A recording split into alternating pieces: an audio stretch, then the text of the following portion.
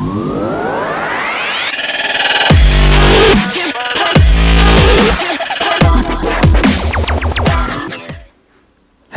everybody and welcome back to another video on Gran Turismo 7. We are going to be doing Daily Race C at Road Atlanta in the MX-5 Touring Car Edition. So as you can see, starting in P9 with a pretty average lap. We didn't have a lot of time to practice, so as we're starting on the grid starts, traction controlled on 1 of course, we get a huge run. Really good start from us. We're going to try and slip up the inside of the Batmobile. It gets all very messy into turn 1 of course, and we are going to gain a couple positions, moving us up into P7.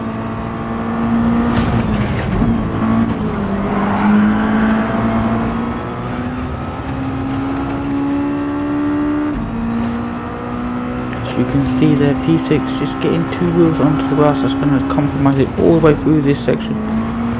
We're going to then slide it up on the inside. That is going to move us up into P6. So for the next mission we are just looking to hold on to this group of 5 up ahead. We do have Shard right behind, but I don't think he's going to be too close to make the move. You can see he gets a bit of a twitch there on the exit. It's going to give us a little bit more time to work with. We are just out of slipstreaming range, so we are losing time all the time to group just up ahead.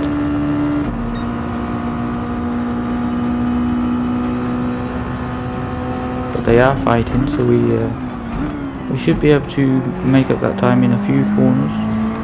Make sure you get this last chicane perfect. Yep, staying at about 1.5 seconds there. Come down a little bit.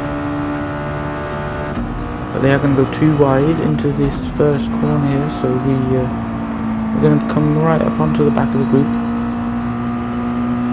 Just about in slipstreaming range. As we see the finish driver there. I think there was a bit of contact with Crazy Ape, so he exits stage left. That's going to move us up into another position, so we are in the top 5. We've managed to drop Shard a little bit, so we get a massive run going through that corner. That's going to put us up on the inside of Seals there, the British driver. Right up onto the back of Crazy Ape now. Looking up the inside, we tried to back out. I'm not sure if there was contact there. Looked like he just got a massive slide. As you can see on the bottom right there, or the bottom left, we don't pick up any damage, and there was certainly no penalty, so I don't think there was any contact. I'm not too sure about that though. Still say, just giving us a little bit of a pump draft. Obviously thinking he can't make the move work.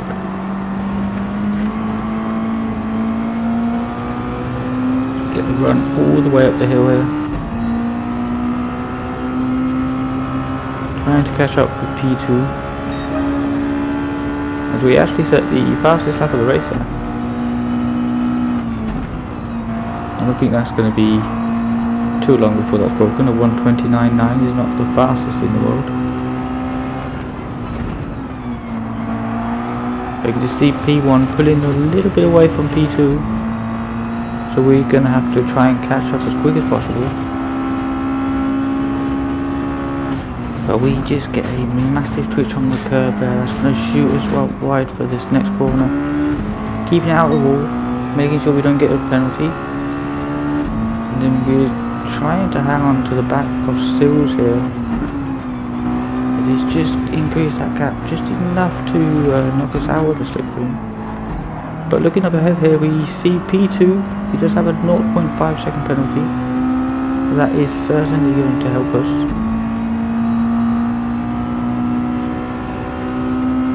Got no slipstream all the way down this long straight.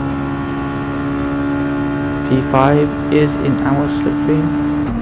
You can see the delta there just coming down a little bit.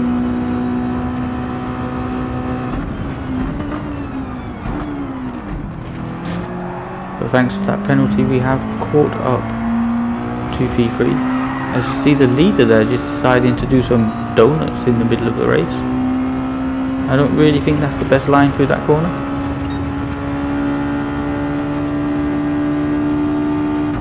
She's going to make this a three-way battle for the lead. This was actually really good race, really good clean racing. At least from us three up at the front here.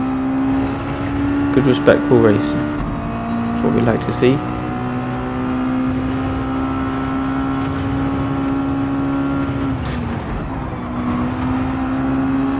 P2 getting a little bit sideways coming through that corner. That corner is really difficult to get right. But when you do get it right, you make up a lot of time.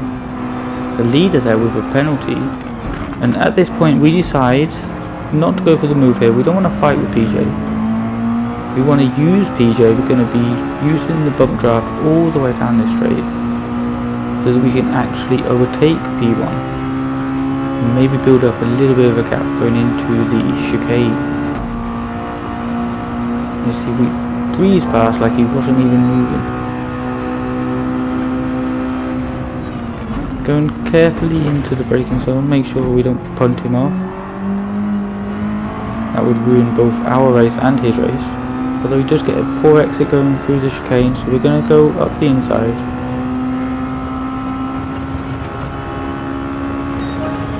And then he's going to return the favour by giving us a little bit of a bunt draft going across the start finish line. So I was willing to work with PJ so that we can build out a bit of a gap, because I'm still concerned about the Italian behind. He was incredibly fast in this race.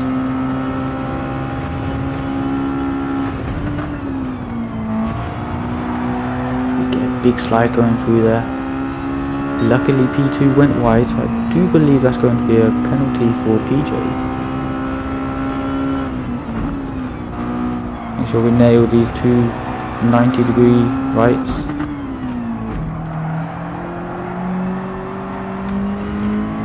And now it's Sills right up behind us, who is not willing to work with us. He is going for the lead. He wants to win this race, obviously, as do we all, but I don't really think going for the move on lap 5 is going to win you the race. Maybe he knows something we don't. But we're just slightly behind. We can then use his slipstream as we get a massive slide coming out the chicane there, and that is going to crucially drop us out of the slipstream. So unfortunately we've lost one position and the slipstream and a lot of time. We're going to go 3 wide into turn 1 here. The Shah just gets completely taken out by PJ there. That's going to lose them both a lot of time. It should allow me to just run away a little bit. We do have another driver, Beaver, behind us here, who was also very quick in this race. He's obviously got stuck in a lot of traffic.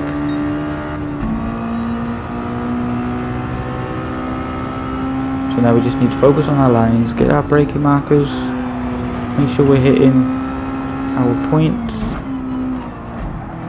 get it turned in nicely on the power, nice and early.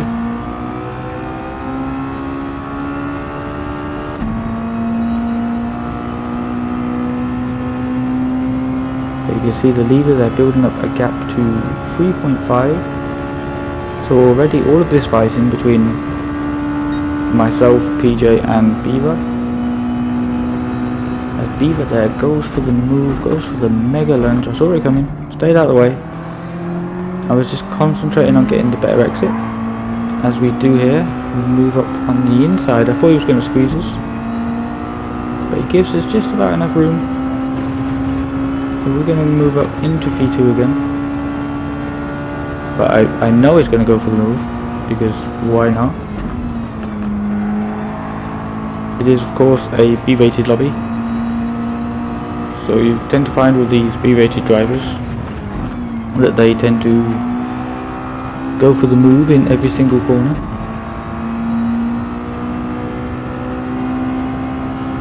Must have just made a mistake going through that section, as it's dropped off about half a second, so we got a little bit wide there. I think that's going to be a penalty for us, unfortunately. So just as we managed to build up that gap. Oh no, we're not going to get a penalty. Okay, I thought that was a penalty. Must have kept it just about on the track. So we're going to keep that gap of about 0.8. But the leader is just flying away at this point, 4.4 seconds, due to all of this battling. If we had just worked together, we probably could have caught him.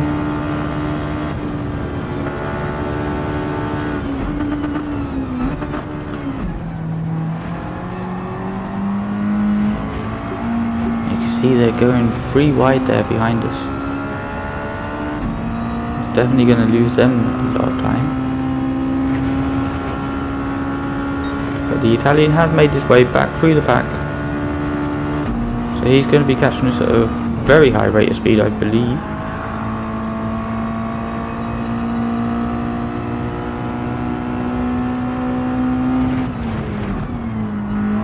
He was especially quick through this section here, as you see him flying up onto our bumper.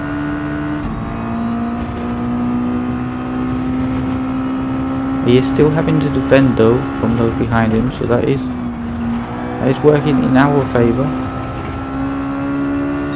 as we drift that corner. So difficult to get right.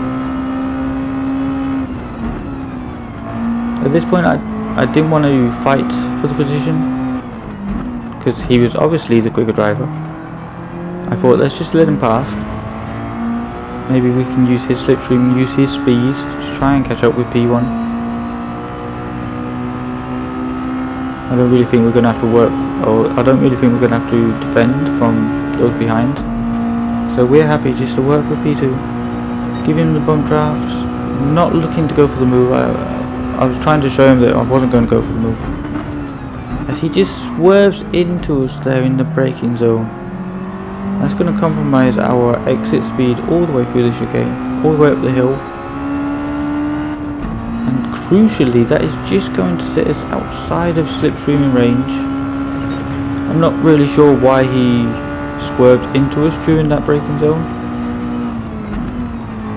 So I was thinking at the time maybe it was a dirty driver. I'm not too sure. I'm not complaining too much about it. Just a racing incident, I believe. But that is going to compromise us as we lose that slipstream. Not able to stay with him, especially through that section. That he really nailed that section. Already the gap up to 1.1.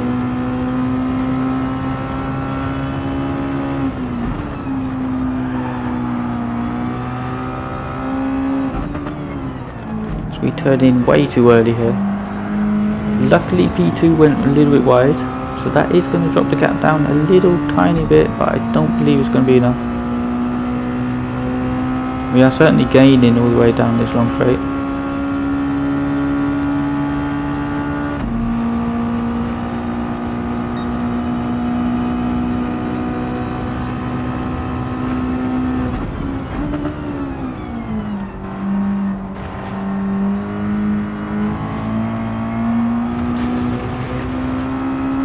We have certainly brought that gap down. Now down to 0.6 seconds, so we're in the slipstream again. Because it stopped here for turn 1. It's just able to carry so much more speed than me through there.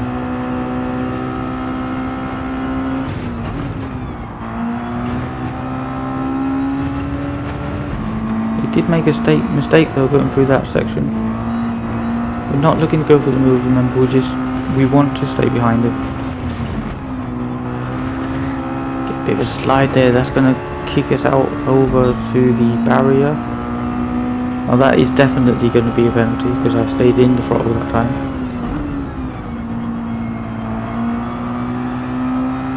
So now we just want to stay as close as possible. Make sure he doesn't build the gap before the penalty zone. Stay in that slipstream for as long as possible.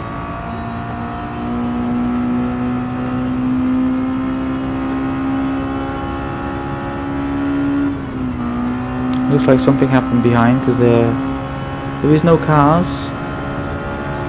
The gap all the way up to 3 seconds. So we just have to concentrate on going forward. Concentrate on P2.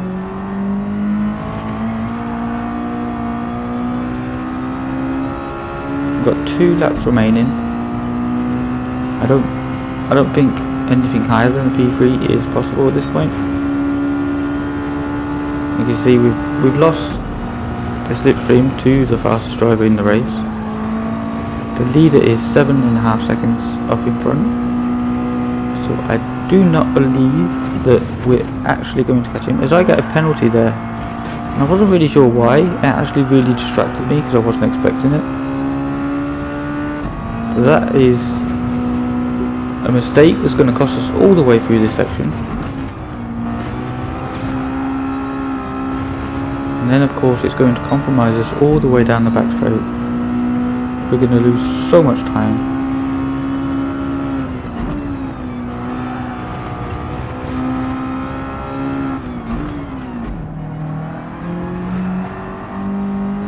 The gap already up to 2.5 seconds. We have a bit of a gap behind to PJ.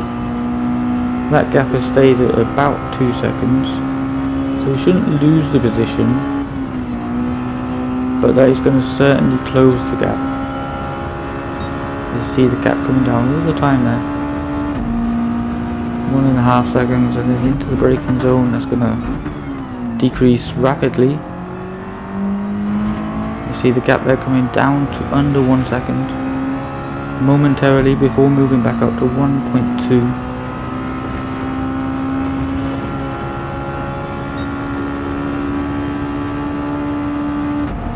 So on to the final lap. As long as we don't make any mistakes, we should be able to bring home podium position. There's no way I'm going to catch the Italian unless he makes a massive mistake. So P3 is the best we can hope for in this one.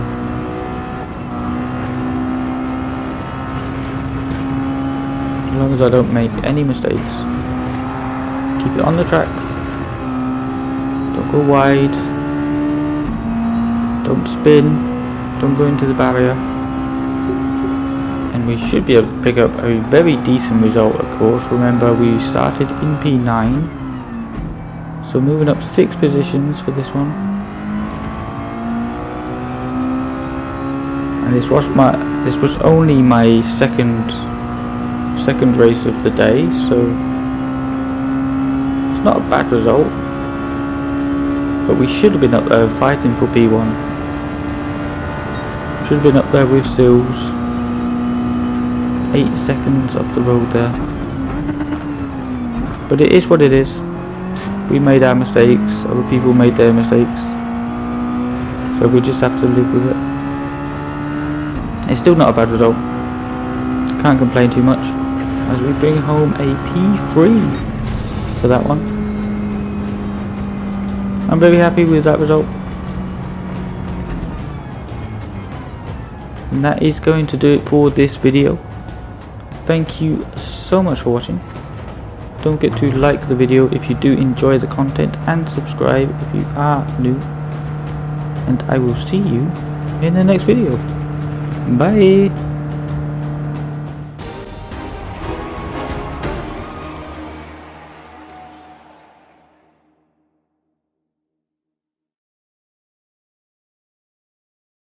Pump.